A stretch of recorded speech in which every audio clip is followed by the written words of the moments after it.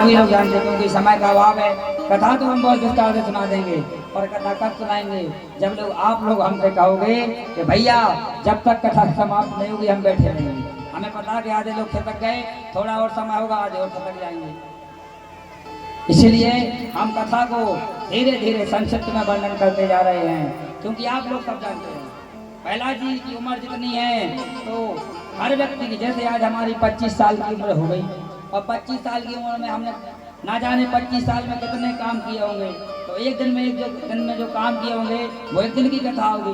वैसे ही भगवान ने तो कितने लीलाएं करी और कितनी उनकी कथा हुई और हमारे पास तो केवल क्या 7 दिन और 7 दिन में वो भी 2 घंटे। तो 2 घंटे में हम तुम्हें भजन सुनाएं कि भगवान के चरित्र का बखान करें कि आप लोग के लिए समझाएं। और वैसे ही ऐसी धूप है वैसे कुछ नहीं आता। आज थोड़ा पंडाल हरा भरा सा लग रहा है कि भैया भगवान के भक्त पधारे हैं, तो आप सबका बहुत बहुत स्वागत है। धीरे धीरे कथा बढ़ी और जब नरसिंह भगवान का क्रोध बढ़ने लगा तब किसी ने लिखा है, क्या लिखा है कि सूर्य अनेक फिरे कण मांगत पे पदे सूर्य स्वाद कहा, पे पद सूर्य स्वाद कहा, पुनी झाल मजीरा जाति फिर मीरा मत वारिसी चाह कहा, सिया राम कथा कितनों ने लिखी पर तुलसी जैसी मर्याद कहा। नरसिंह बसे पति खम्मन में, नरसिंह बसे पति खम्मन में पर कारण को प्रहलाद कहा। बोले नरसिंह तो आज भी हर खम्मे में बसे हैं पर उन्हें निकालने के लिए प्रहलाद जैसा भक्त कहाँ है। अंत में प्रहलाद जी ने फिर भगवान से भक्ति का वर मांगा और कहा कि हे प्रभु हमारे पिता की सदगति करना, उनकी मुक्ति कर देना। बोले भैया प्रहलाद तुम कैसी बात करते हो, जिसके कुलम पवित्रम, जिसके एक कुल में एक भक्त हो जाता है उसके 4 पीढ़ी नहीं 7 पीढ़ी आगे की और 7 पीछे 7 पीढ़ी पहले की अपने आप कुलम पवित्रम सारा कुल पवित्र हो जाता है। बोलो भक्त वत्सल भगवान की जय। आगे चल करके 8वें स्कंद में मनवंतरों की कथा आती है, उस कथा को भी हम प्रणाम करते हैं। एक कथा और सुन लो, इसके बाद में संक्षिप्त समुद्र मंथन और थोड़ी राम कथा, इसके बाद भगवान का जन्म। बोलो भागवत भगवान की। तब सुखदेव जी कहते हैं कि हमने, परीक्षित जी कहते हैं कि हमने सोचा कि भगवान केवल बड़े बड़े विद्वान को मिलते होंगे, बड़े बड़े तिलकधारी को मिलते होंगे, पंडित जी को मिलते होंगे। कहे भैया जी लाइट चालू कर दो, ये पीछे की लाइट है ना वो चालू कर दो ना।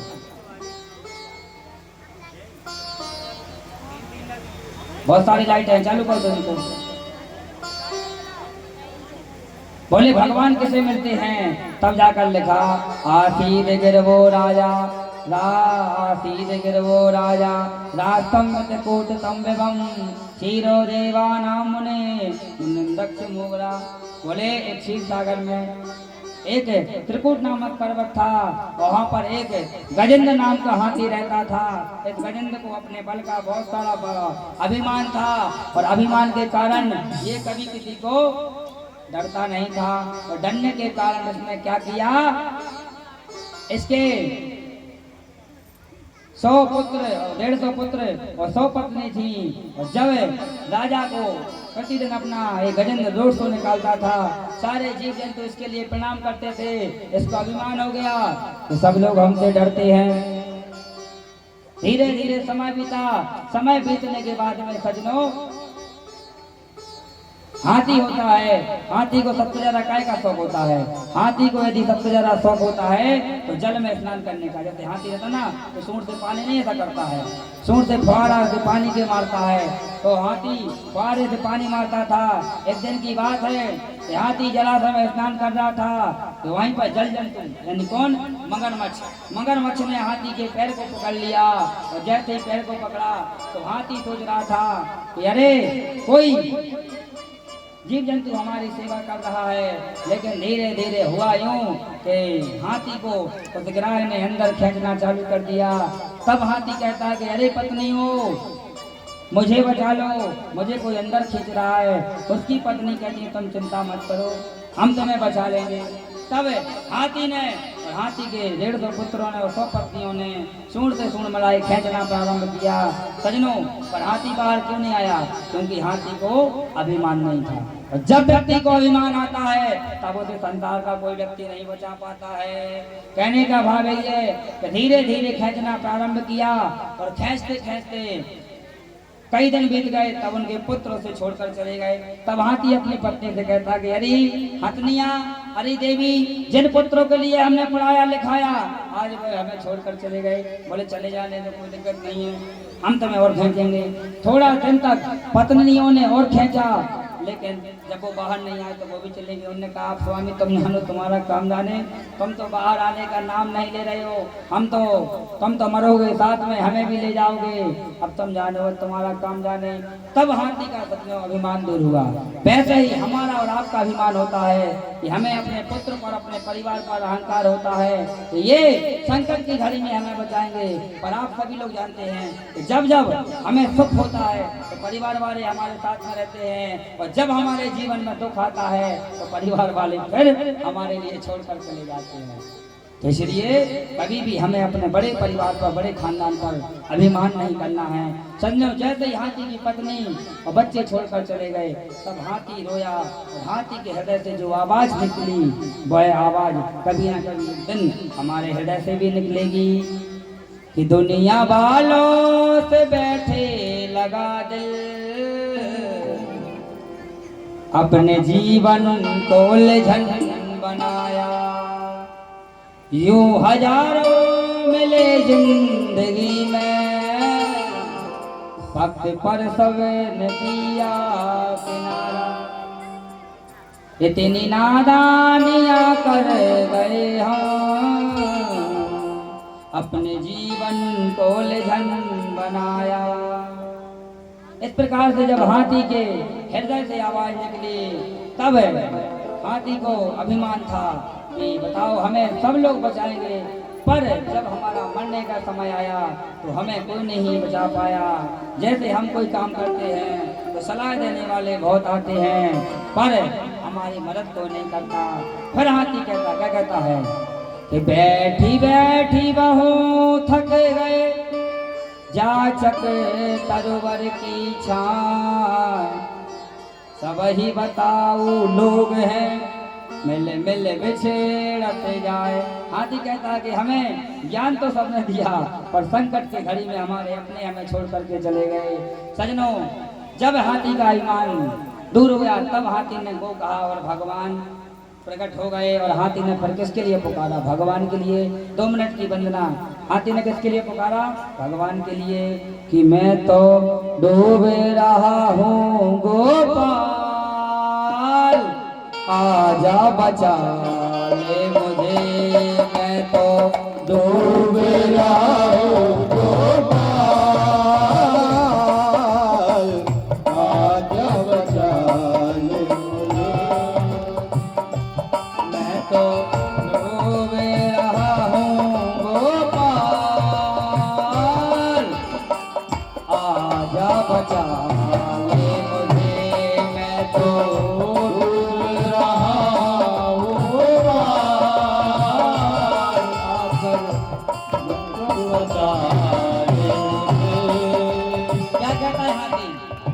सुनना क्या कहता हाथी?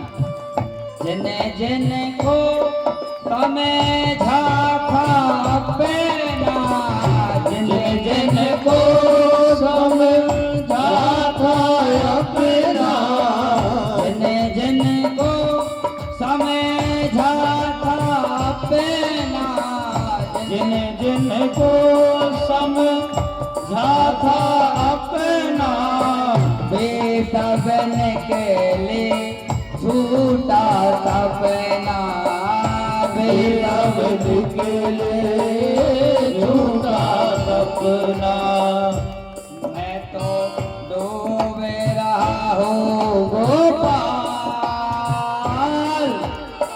आजा बचा ले मुझे, मैं तो डूब रहा हूँ गोपाल,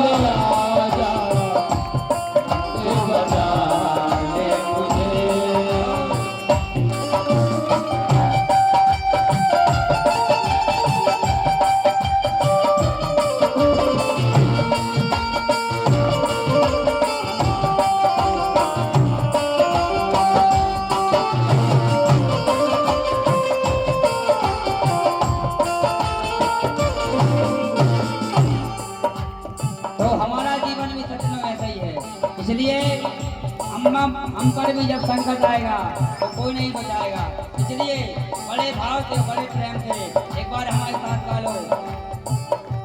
मैं तो डूबे रहा हूँ गोपाल,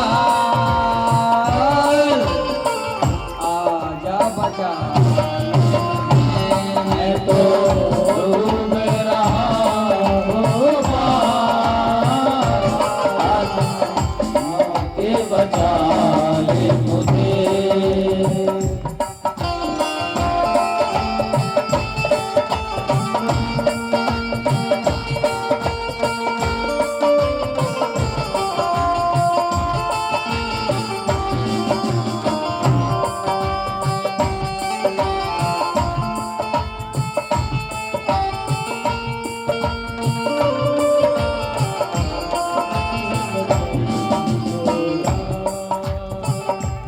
मैं तो डूब रहा हूँ गोपाल,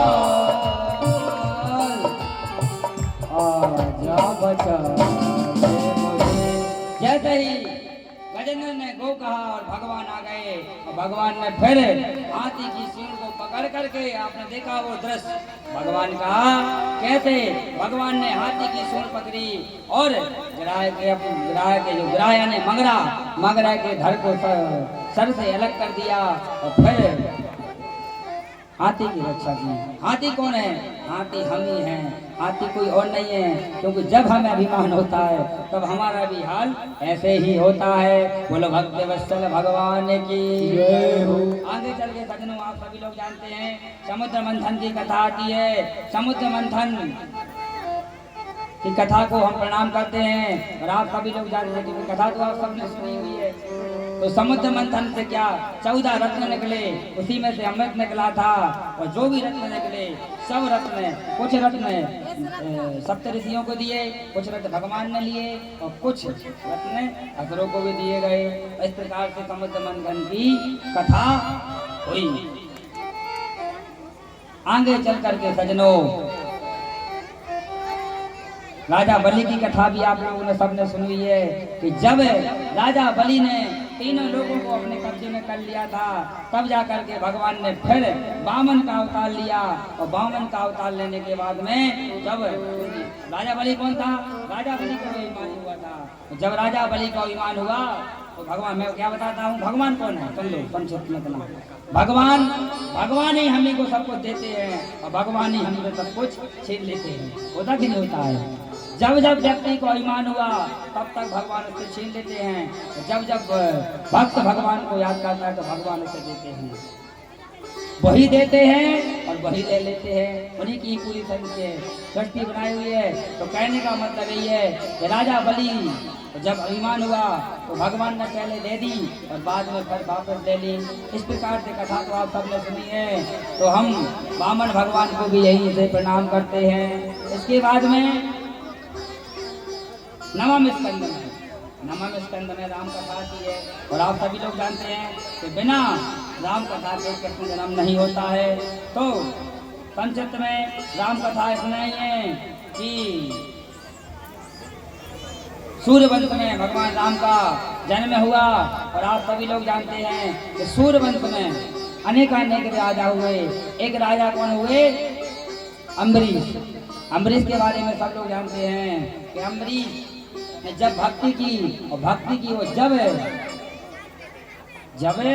दुर्वासा जी उन पर उपस्थित हुए, तब भगवान ने क्या कहा कि जो अपराध भक्त कर कोई, मतलब जो व्यक्ति मेरे भक्त का अपराध करता है मैं उसे स्वीकार नहीं करता। तो सूर्यवंश में अम्बरीश महाराज जी हुए, इनने भगवान की बहुत सेवा की। आगे चल करके और भी यह सूर्यवंश आगे बढ़ा। आदौ राम तपोवनम, एक श्लोक में ही रामचरितमानस की कथा भागवत में आई है। अब आप बताओ एक श्लोक, रामचरित की कथा तो इतनी बड़ी कथा है। राम कोटि अपारा, भगवान की अनंत कथा है। पर संक्षिप्त में आप इतना ही जान लो, रामचरित मानस में अनेक राजा हुए और एक राजा हुए कौन? मानधाता। मानधाता के पुत्र हुए त्रिशंकु महाराज के पुत्र हुए हरिश्चंद्र। हरिश्चंद्र के बारे में तो आप सबने सुना है कि जिन्होंने अपने वचन के कारण अपने सारे राज्य को त्याग दिया था। इन्हीं के वंश में महाराज सगर हुए। सगर के 60,000 पुत्रों ने जब कपिल देव का अपराध किया तो कपिल देव ने फिर उन्हें भस्म कर दिया अपनी नेत्र ज्योति से। फिर इन्हीं के वंश में आगे चल के एक राजा हुए अंशुमान, और अंशुमान के पुत्र हुए दिलीप।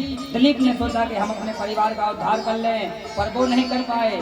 तब इन्हीं के वंश में एक महाराज हुए भागीरथ जी, जिन्होंने गंगा जी को प्रकट किया, और प्रकट करने के बाद में अपने सारे जो 60,000 पुत्र भस्म हुए थे उनका उद्धार करवाया। बोलो भागवत भगवान की जय। ऐसे ही धीरे धीरे संसद, क्योंकि एक श्लोक कितना होता है, एक श्लोक में आपको हम संसद को सुना दें। ऐसे चलकर आगे बहुत सारे राजा हुए।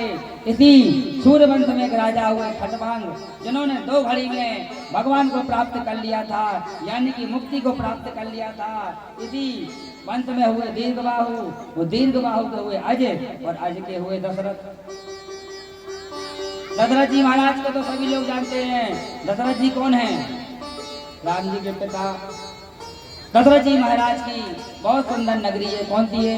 आबाद है पुनी रघु कोले मंदिराओ, वेदे वेदते ही दशरथ नाओ, धारा में धुरंधर गुण निधि जानी, हृदय भगत नहीं तारंग पानी।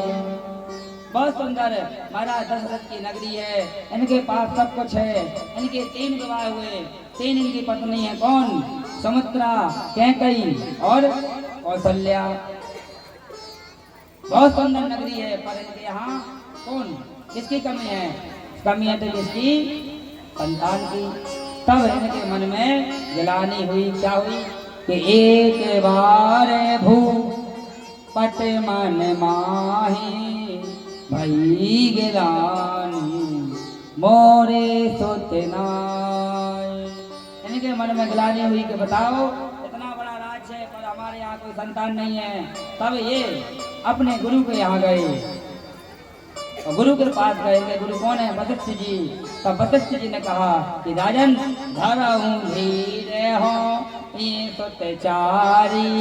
बोले राजन थोड़ा धैर्य रखो, आपके यहाँ 4 संतानें होगी, और इसके लिए तुम्हें यज्ञ करना होगा। तब लिखा मानस में कि श्रृंगी ऋषि वशिष्ठ बुलावा, पुत्र कामेश यज्ञ करावा। श्रृंगी ऋषि आए और पुत्र कामेश यज्ञ करवाया। यज्ञ करवाया तो उस यज्ञ में से यज्ञ नारायण भगवान प्रकट हो गए, और चरु यानी खीर का प्रसाद लेकर के प्रकट हुए। सब जानते हैं। और वो खीर का प्रसाद वशिष्ठ जी को दिया, और वशिष्ठ जी ने वही प्रसाद राजा दशरथ जी को दिया। कहा जाओ तीनों रानियों को खिला देना, बहुत सुंदर दिव्य संतानें होगी। और सजनो समय बीता, और समय बीतते ही तीनों माएँ गर्भवती हो गई। लिखा है, बाबा कहते हैं कि जाद ने ते हरि गर्भ आए, सकल लोक सुख संपत्ति छाए। जिस दिन से भगवान गर्भ में आए, सारे लोगों में जय जयकार होने लगी। कहाँ भाग रहे तुम? हम चौपाई नहीं ला पा रहे, कहाँ भाग रहे? बोलो भागवत भगवान की जय हो।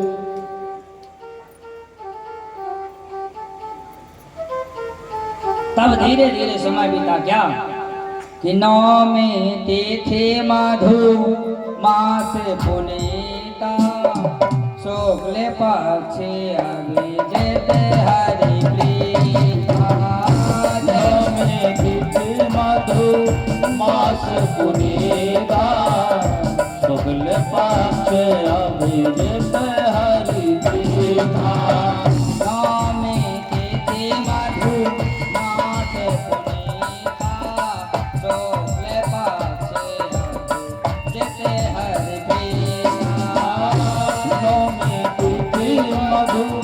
मास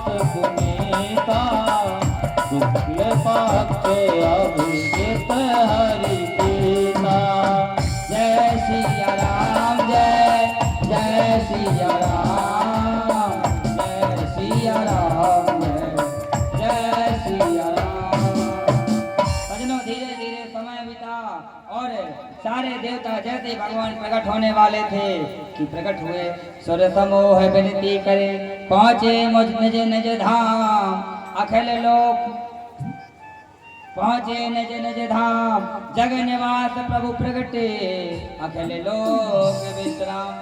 दशरथ जी महाराज को पता चला तो फिर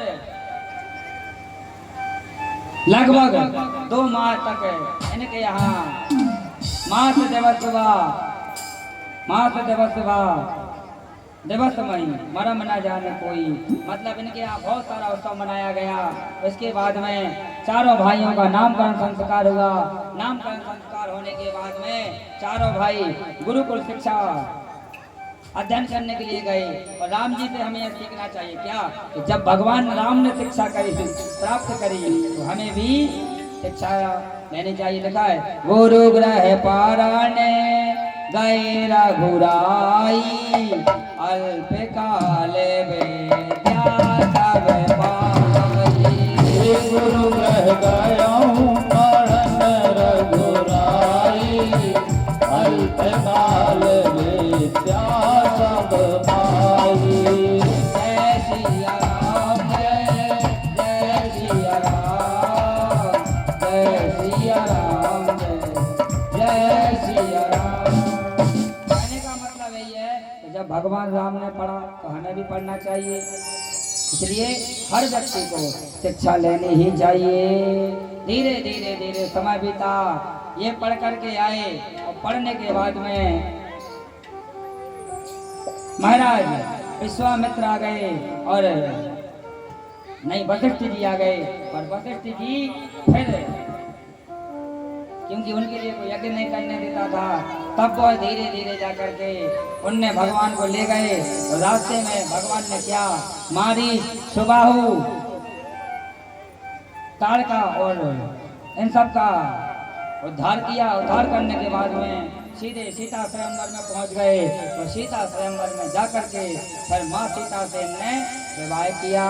विवाह होने के बाद में जनक महाराज ने पत्र भेजा। संपूर्ण अयोध्यावासी बारात लेकर के आए। फिर एक ही मंडप में राम भरत लक्ष्मण और शत्रुघ्न चारों का विवाह हुआ। विवाह होने के बाद में फिर दशरथ जी महाराज को विदा किया गया। और जैसे ही दशरथ जी महाराज घर गए तो उन्होंने क्या कहा कि बहू लड़कने पर घर आई लाखों ताही प्राण की नाय। बोले अब हमारे यहाँ 4 बहू आ गई हैं, इन्हें अपनी नजरों के सामने रखो। सजनों धीरे धीरे आप सभी लोग जानते हैं, संक्षिप्त में वर्णन करते हुए महाराज दशरथ का बहुत अच्छा परिवार चल रहा था कि अचानक से महाराज दशरथ ने फिर राम को राजा बनाने का सोचा। पर किसी की नजर लग गई। नजर कैसी लगी कि मंत्रा ने फिर कैकेयी को भड़का दिया। तब जा करके भगवान को बन जाने का आदेश हुआ। भगवान बन गए। जब बन गए तो वहां पर भगवान ने सबरी और अहिल्या इत्यादि माता का उद्धार किया। उद्धार करते करते धीरे धीरे फिर शूर्पणखा की नाक को काटा। फिर शूर्पणखा ने जाकर के अपने भाई रावण से शिकायत की। रावण ने आकर के माँ सीता का हरण किया। माता सीता की खोज करते करते हनुमान जी सुग्रीव और बाली का उद्धार किया। हनुमान सुग्रीव से मित्रता की। फिर हनुमान जी ने जाकर के माँ सीता का लंका में जाके पता किया लगाया। पता लगाने के बाद में सारी वानर सेना ने जाकर के लंका पर चढ़ाई कर दी। चढ़ाई करने के बाद में भगवान ने रावण का उद्धार कर दिया। और वो युद्ध कैसा था? धर्म युद्ध था। धर्म युद्ध होने के बाद में फिर पुनः वापस भगवान राम अवध के लिए लौट आए। और फिर भगवान राम राजा बने। राजा बनने के बाद में सजनों हुआ यूं कि कुछ समय तक राज्य को होगा। इसके बाद में किसी की नजर लग गई तो माता सीता का त्याग कर दिया। त्याग करने के बाद में वहां पर उनके 2 पुत्र हुए, लव और कुश। इसके बाद में लव कुश को राजा बनाया। राजा बनाने के बाद में भगवान फिर अपने लीला को संपन्न करके अपने धाम को चले गए। बोलो भागवत भगवान की जय हो। ये रामायण बहुत ही संक्षिप्त थी। अब एक भजन भगवान राम के लिए बस 5 मिनट 10 मिनट का समय दीजिए, इतने में हम भगवान का जन्म कर देंगे। बोले भागवत भगवान की जय हो। गाइए सीताराम सीताराम सीताराम बोल, जीवन खोता क्यों अनमोल, थोड़ी जिंदगानी है मन बाबे रे तेरी, थोड़ी जिंदगानी है मन बावरे, थोड़ी जिंदगानी है मन बावरे।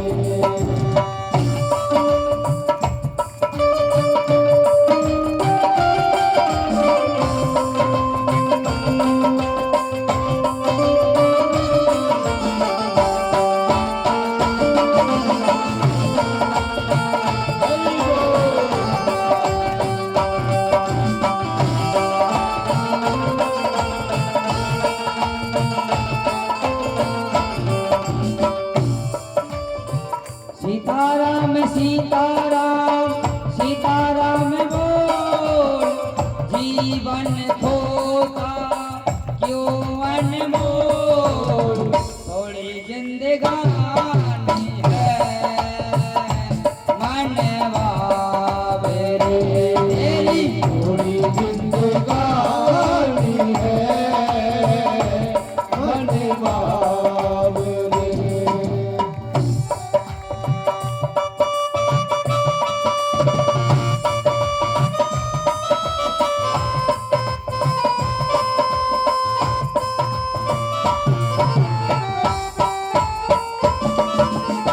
भागवत भगवान की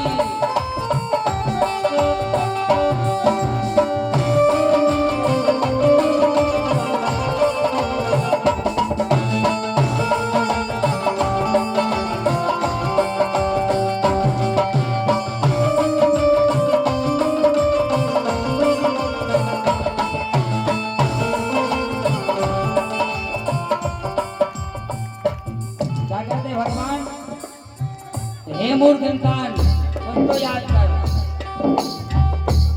सामान सपरे तो धर ले, मैंने काहे तो देरी करी है, सामान सफल का धर ले, तेरे काहे को तेरी करी है। तो इंतजाम कर ले, दरवाजे पे गाड़ी खड़ी है, तू इंतजाम कर ले, दरवाजे पे गाड़ी खड़ी है। भगवान नाम करते कहे भैया, जब तूने जन्म लिया था तो जन्म लेने के पहले कहा था, हे प्रभु एक बार मुझे मनुष्य बना दो, मैं तुम्हारी भक्ति करूंगा। फिर जो हमारे आवागमन का चक्र है, पुनरपि जन्मम पुनरपि मरणम जठरे जननी जठरे शयनम, यह मैं समाप्त कर दूंगा। पर तू यहाँ पर आया और सब कुछ भूल गया। सामान सपर को धर ले, तूने काहे को देरी करी है, सामान सफर का धर ले, तूने काहे को देरी करी है। तो इंतजाम कर ले, दरवाजे पे गाड़ी खड़ी है, तू इंतजाम कर ले, दरवाजे पे गाड़ी खड़ी है।